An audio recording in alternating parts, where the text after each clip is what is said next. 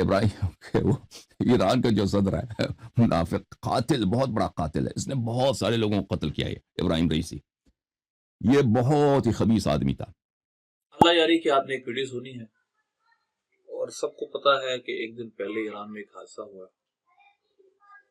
اور یہ اب ایرانی صدر کے بارے میں جو ریمارکس دے رہا ہے، جو ابراہیم رئیسی کے بارے میں، رئیسانی یعنی رئیسی کے بارے میں جو یہ کہہ رہا ہے کہ خوشی کا اظہار بھی ہے، اس کے بارے میں القابات جو برے ہیں اس کو دے رہا ہے اور بہت خوش ہو رہا ہے۔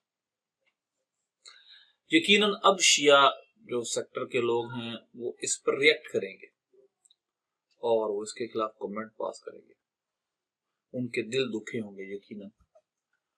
تو میں ان سے یہ کہنا چاہتا ہوں کہ جس طرح آپ کے دل دکھیں اسی طرح یہ ہمارے دلوں کو بھی اس سے بہت زیادہ دکھاتا ہے۔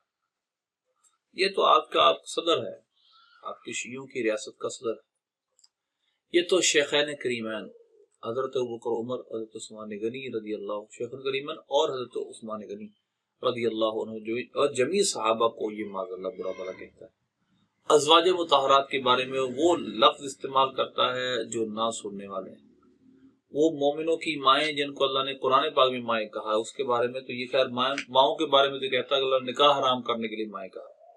تو میرا سوال یہ ہے کہ اگر آپ کے محلے میں، آپ کے گھر میں یا آپ کے علاقے میں آپ کسی عورت سے شادی کرنا چاہیں، اس کی عمر زیادہ ہو تو کہا جاتا ہے، یا کوئی اور وجہ بنے، عزت احترام کے لیے لفظ بولنا تو کہتے ہیں تمہاری ماؤں کی طرح۔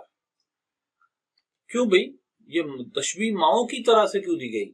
یہ لفظ استعارتاً یہاں پر کیوں استعمال کیا گیا؟ عزت دینے کے لیے کہ وہ تیری ماؤں جیسی ہے، تو شادی کیسے کرے گا؟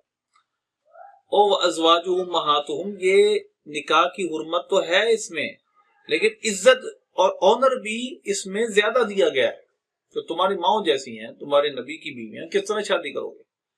اور کیونکہ یہ تو کفر ثابت کرتا ان کا، تو اللہ کو تو یہ چاہیے تھا معاذ اللہ وہ تو کافر ہیں، تم شادی کیسے کرو گے؟ کافر ہے تو مومن کی شادی ہوتی نہیں، معاذ اللہ ایسا نہیں۔ تو میں نے یہ کوئی موضوع میرا نہیں ہے، تو میں آپ کو یہ کہتا ہوں کہ جس طرح آپ کے دل دکھتے ہیں اور دکھیں گے اور دکھیں گے بھی، ہمارا بھی دل دکھتا ہے۔ اس سے پوچھو تم کس فرقے کو ریپرزینٹ کر رہے ہو؟ یہ تو اب شیعوں کے سے باہر نکل گیا، ہم تو اصول اربعہ کے حوالے دیں گے اس کو یا کسی شیعہ کتاب کے حوالے دیں گے، تو اب یہ شیعہ مسلک کے علماء اس سے پوچھے کہ تو کس مسلک کا ہے، تو کس کے ایجنڈے پہ کام کر رہا ہے؟ یہ تحریف قرآن کا قائل یہ ہے، صحابہ کرام علیہ رضوان میں شیخین کریمین کے کفر کو برملا بیان کرتا ہے، تو معاذ اللہ اتنے بڑے برے عقائد کو کس طرح پھیلا رہا ہے؟ کیوں پھیلا رہا ہے؟ اس کے پیچھے ایجنڈا کیا ہے؟ کیا اسلام کا یہ ویسے تو بہت بڑے دشمن اور بیٹھے ہیں، لیکن یہ بہت بڑا دشمن ہے، تو لہذا جب قرآن پاک کی تحریف کا یہ بہت بڑا قائل ہے معاذ اللہ، تو پیچھے کیا چیزیں رہ جاتی ہیں؟ اس وجہ سے آج یہ شیعوں کو فیصلہ کرنا ہوگا، جو نیچے کمنٹ کرتے ہیں، ہر چیز میں کمنٹ کرتے بڑا خوش ہوتے ہیں صحابہ پہ تبرہ ہو رہا ہے، صحابہ پہ تبرہ پر خوش ہوتے تھے معاذ اللہ، اب خوش ہو کے دکھاؤ جو شیعہ ایران کو پسند کرنے والے شیعہ۔ اللہ ہمیں ایسے فتنوں سے محفوظ کرے۔